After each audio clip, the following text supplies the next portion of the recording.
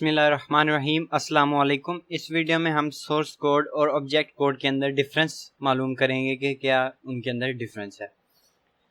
तो सबसे पहले सोर्स कोड क्या होता है।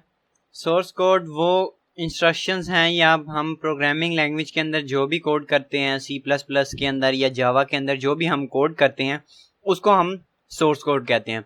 वो सोर्स कोड जो होता है वो इंसानों को समझ आ जाता है, लेकिन मशीन्स को जो है वो समझ नहीं आता।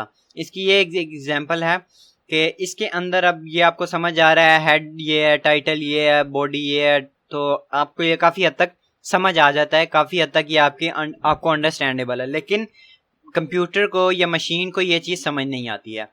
ऑब्जेक्ट कोड क्या होता है। ऑब्जेक्ट कोड को समझने से पहले आपको जो है वो कंपाइलर और इंटरप्रेटर का पता होना चाहिए। अगर आपने हमारी इससे पिछली वीडियो नहीं देखी है तो आप getintoCode.blogspot पे जाके कंपाइलर वर्सेस इंटरप्रेटर की वीडियो देख लें और उसके बाद ये वाली वीडियो देख लें।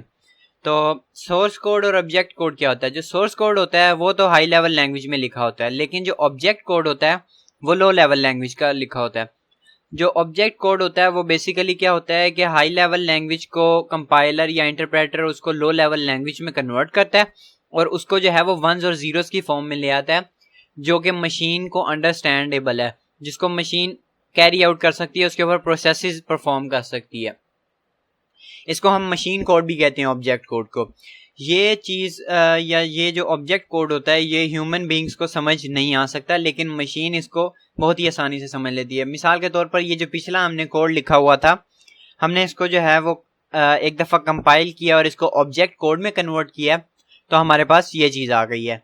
तो अब ये देखें, इसमें आपको कोई ऐसी चीज़ नहीं है जो समझ आ रही हो सिवाय कुछ चीज़ों के, जावा कोड ये चीज़ें।